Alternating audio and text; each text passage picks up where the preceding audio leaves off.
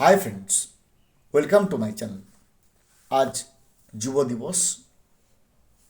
তো সেই যুব দিবসে স্বামী বিবেকানন্দ জন্মদিনে আজকে সবারই জানাই সুস্বাগতম এবং ভালোবাসা। তো আজকে একটি অত্যন্ত গুরুত্বপূর্ণ খবর আপনাদের কাছে নিয়ে এসেছি, যেটা একটা অশনি সংকেত বা আশঙ্কা বলতে পারেন।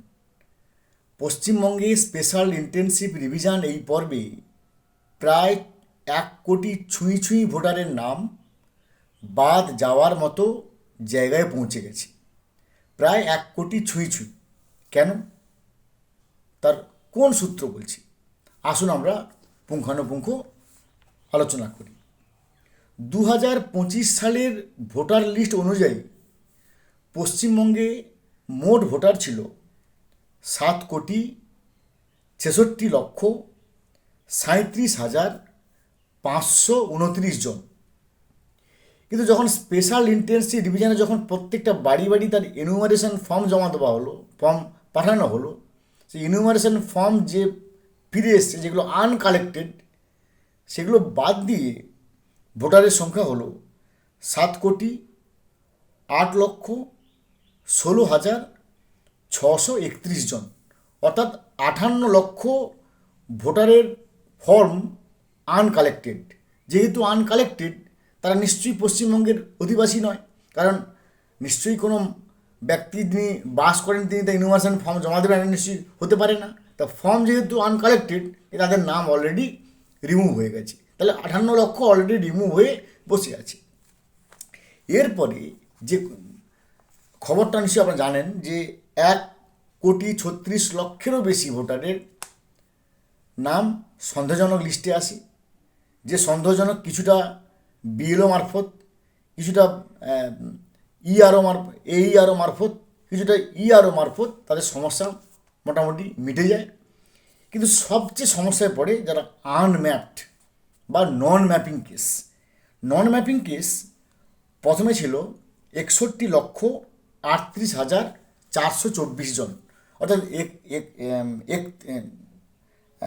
হ্যাঁ 61,38,424 জন ছিল আনম্যাপড। এদের মধ্যে বিএলও মারফত বা এইআরও মারফত বা ইআরও মারফত তাদের অনেকের সমস্যা মিটে যায়। কিন্তু এখনও পর্যন্ত 31,25,000 মতো ভোটার যারা কোনোভাবেই যাদের খুঁজে পাওয়া যাচ্ছে না। অর্থাৎ 31,25,000 ভোটার যারা টোটালি আনম্যাপড, তাদের 2002-এ নাম নেই, 2002-এ না আছে বাবার নাম, না আছে মায়ের নাম, না আছে দাদুর নাম, না আছে ঠাকুমার নাম, না আছে ঠাকুরদার নাম, কী মামাবাড়ি, কী মায়ের দিক থেকে, কী বাবার দিক থেকে তাদের সঙ্গে কারোর সঙ্গে তাদের মিলছে না, নন ম্যাপড। ভাই, তুমি যদি পশ্চিমবঙ্গের অধিবাসী হও, তোমার যদি আধার কার্ড থাকে, তাহলে তুমি কোথা থেকে এলে? তুমি তো নিশ্চয়ই মঙ্গল গ্রহ থেকে আসোনি, বা তুমি নিশ্চয়ই এটিএম মেশিন থেকে বাড়াওনি। তাহলে তোমার নিশ্চয়ই কোনো না কোনো একটা ব্যাপার থাকবে যে আমি এখান থেকে শিখেছি। ভাই, আমার এই দাদুর বাবা, কিংবা আমার দাদুর পরে আমার বাবা, বাবা থেকে আমি সৃষ্টি হয়েছি, কিংবা আমার বাবা অল্প বয়সে মারা গেছেন, আমি মায়ের দিক থেকে অমুক তমুক তমুক অমুক। তাই নিশ্চয়ই কোনো না কোনো একটা লিস্ট থাকা উচিত। কিন্তু দেখা যাচ্ছে যে 31,25,000-এর কোনো লিস্ট নেই। তাদের কাছে শুধুমাত্র আছে রাজ্যের দেওয়া ডোমিসাইল সার্টিফিকেট, তাদের কাছে আর কিচ্ছু নেই।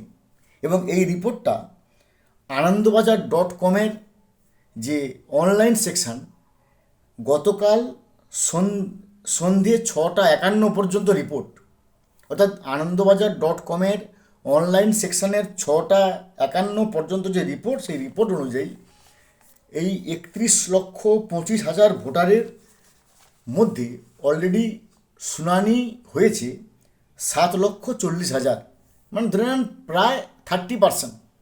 তো সেই 7,40,000 যে ভোটারের শুনানি হয়েছে, তাদের মধ্যে নথি আপলোড করার জন্য মেশিনে পুট করা হয়েছিল 6,78,000 ভোটারের নাম। কিন্তু দেখা যাচ্ছে 7,40,000-এর মধ্যে 6,78,000 ভোটারের নথি কোনোভাবেই আপলোড হচ্ছে না। কেন আপলোড হচ্ছে না?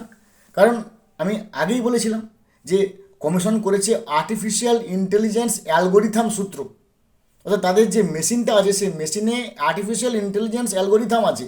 যখনই কোনো নথি পুট করা হচ্ছে, আপনার আধার কার্ড, আপনার বাবার আধার কার্ড, আপনার মায়ের আধার কার্ড, আপনার ভোটার কার্ড, আপনার মায়ের ভোটার কার্ড, আপনার স্ত্রীর ভোটার কার্ড কিংবা বাবার ভোটার কার্ড, সে সঙ্গে সঙ্গে মানে অ্যালগোরিথাম সঙ্গে সঙ্গে খুঁজে বের করছে এবং বলে দিচ্ছে যে অ্যাকুরেট, কংক্রিট এবং ইনি আমাদের রাজ্যের বাসিন্দা।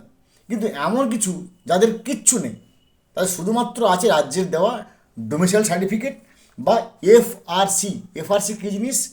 Family registered certificate. তো সেই এফআরসি বা ডিসি অর্থাৎ ডোমিসাইল সার্টিফিকেট বা এফআরসি ছাড়া তাদের কাছে আর কিচ্ছু নেই। তো সেই জন্য 6,78,000 নথিকে আবার মেশিন থেকে কোনোভাবেই আপলোড হচ্ছে না। এটা বললাম 30%ই গল্প, 70% এখনও পর্যন্ত কোনোভাবেই মিলছে না। তো সেগুলো সেই 6,78,000কে পাঠানো হয়েছে ডিএমদের কাছে যে আপনারা ভালো করে ভেরিফাই করুন। কারণ কমিশন কী সূত্র প্রয়োগ করেছে না, একদিকে কমিশনের তথ্য, একদিকে ডিএমের তথ্য। তথ্য যদি দুজনের এক হয়, মিলে যায়, তাহলে ঠিক আছে। অর্থাৎ কমিশনের প্রথমে আছে স্পেশাল রোল অবজারভার, তারপরে আছে রিজিওনাল লেভেল অবজারভার, তারপর আছে নর্মাল লেভেল অবজারভার, তারপরে আছে ইআরও, তারপরে আছে এইআরও। তাহলে এতগুলো স্টেপ ফিল্টার হয়ে যদি কোনো তথ্য সমস্যা হয়, সেটাকে পাঠানো হবে ডিএমের কাছে। ডিএম তার রিপোর্ট দেবে যে এই সার্টিফিকেটটা যে জমা দিয়েছে, সার্টিফিকেটটা সত্য না মিথ্যে। তো তার উপর এবং এই তথ্যের উপর তথ্য যদি দুটো একই হয়, ইকুইলিব্রিয়াম হয়, তবে গিয়ে এটা প্রসেসিং হবে। তো এরকম 30%-এর মধ্যে 6,78,000 নথিকে কিছুতেই আপলোড হচ্ছে না, কারণ তারা সেই 13টা ডকুমেন্টের মধ্যেই আসছে না। কমিশন কী বলছে যে আধার কার্ডকে আমরা নিতে পারি, তবে আধার কার্ডের সঙ্গে আরও একটা ডকুমেন্ট আপনাকে জমা দিতে হবে। তো সেখানে ডোমিসাইল তো কোনো নেওয়ার প্রশ্নই আসছে না। যেখানে আধার কার্ডকেও গুরুত্ব দেওয়া হচ্ছে না, তার সঙ্গে আর একটা প্রমাণ নেওয়া হচ্ছে, সেখানে ডোমিসাইল সার্টিফিকেট বা এফআরসি, সেখানে তো একটা নস্যি মাত্র।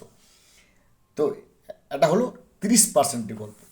এবার এর পরেও 70%, তা ধরে নেন মানে এবারে ফুল আনম্যাপড হচ্ছে 31,25,000। তো এই 31,25,000-এর 70% মানে প্রায় 21 লাখ। তাহলে সেদিকে 58 লক্ষ অলরেডি ঘাচাংফু, তার সঙ্গে যদি আরও 21 লাখ যুক্ত হয়ে যায়, তাহলে 68, 78, প্রায় 80 লাখ। এবং তারপরে এই যে নথিগুলো আপলোড হচ্ছে না, এগুলোও কিন্তু বাকিরা আছে। ফলে এটাকে 1 কোটি ছুঁই এই ভোটারের নাম বাদ যেতে পারে।